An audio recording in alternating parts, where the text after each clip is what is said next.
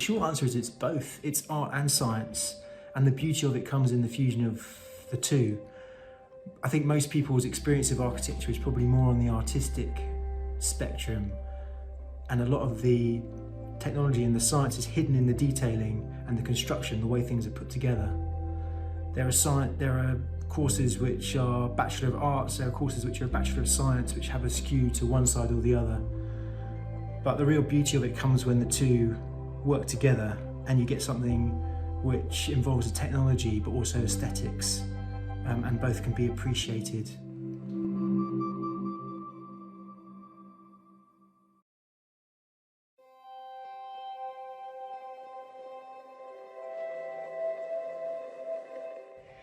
You do not have to have studied art or design at school.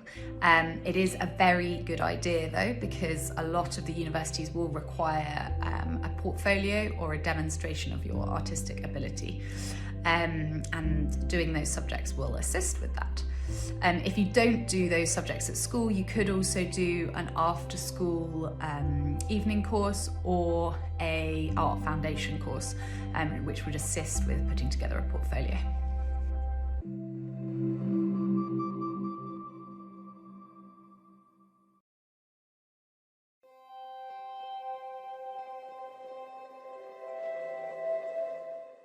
The route to qualifying as an architect in the UK takes a minimum of 7 years. That includes 5 years at university and 2 years working in industry before you take your final professional examinations. The first university course is a degree, also known as a Part 1, and that's followed by a year out in industry once you've got the basics, and then you can also earn a bit of money while you're getting some real-world experience. Then you return to university for 2 years for your master's or diploma, where you learn a bit more of the theory, followed by another year in industry, where you can then either take your Part 3 course alongside it, or wait until you feel you've got enough experience to take your Part 3.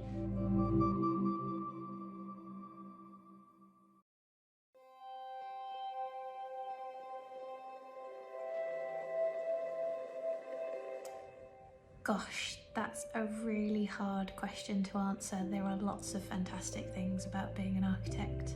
I think if I had to pick 3 words, variety, possibility and creativity would be at the top. I love having a job that I can be creative in. It's really important for me. We work with a lot of different people.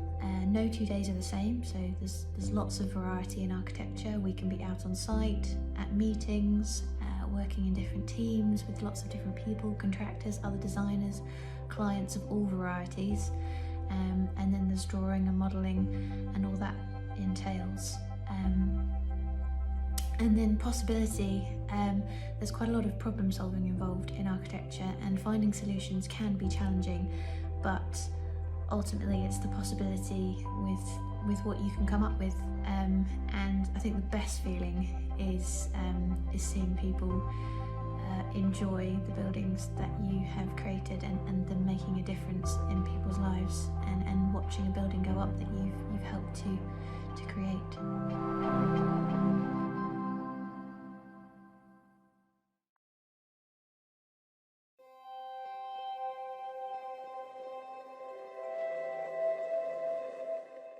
There's a lot to learn. There's a diverse range of skills that you need to master, and they take time to develop.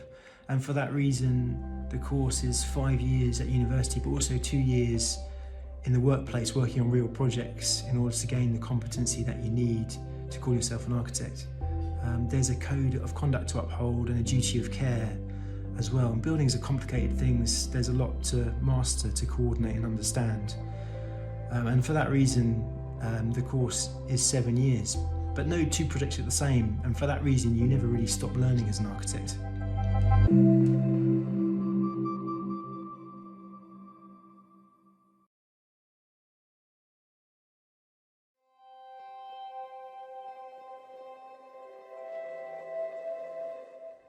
That's a really good question. The short answer is no. As part of applications to degree courses in architecture, work experience is not a requirement. That said, it's always a good thing to check the websites of the university courses you are applying to look at what is required. And work experience, although not a requirement, is probably a good thing to try and arrange. Firstly, it will show universities that you are serious about pursuing a career in architecture and you've been proactive in organising experience and finding out a bit more. And secondly, it will give you a chance to see how an architecture practice works day to day, to ask architects and technicians about their career paths and their day-to-day job, and to see how projects are run and the process of designing building.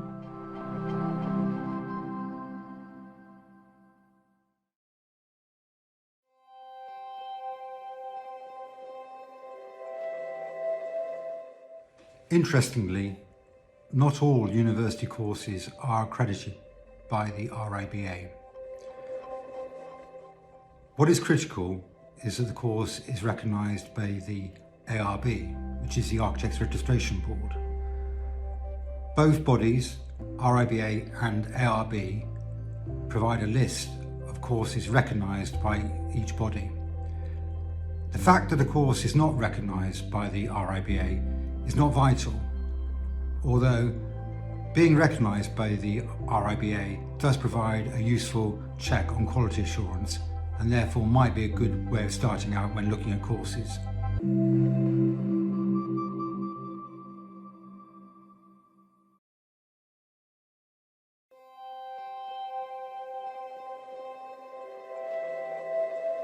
So no, it's not essential to have studied maths or physics at A-level in order to do architecture. These subjects are definitely beneficial because we work on a day-to-day basis with structural engineers, civil engineers, mechanical, electrical, etc. So having a base knowledge in maths or physics helps.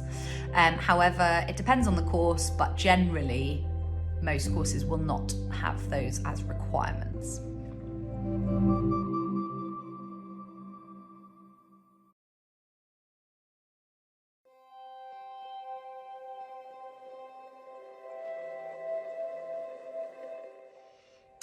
Yes, how do you get experience? How do you arrange work experience if you don't already have contacts in architecture? Your Department of Careers at school or college may be able to help you there. The RIBA website is also a good place to start. They have a list of chartered architecture practices. You can search by location and hopefully find a range of practices close to you, and then it's about making contact. Looking at the practice website is also a great thing because many practices who offer work experience opportunities will advertise that on their website. The other thing that the RIBA are doing this year is teaming up with Speakers for Schools and arranging virtual work experience opportunities in the current climate where students can't be in architectural practice in person, and you can register on the website, so that might also be something to consider.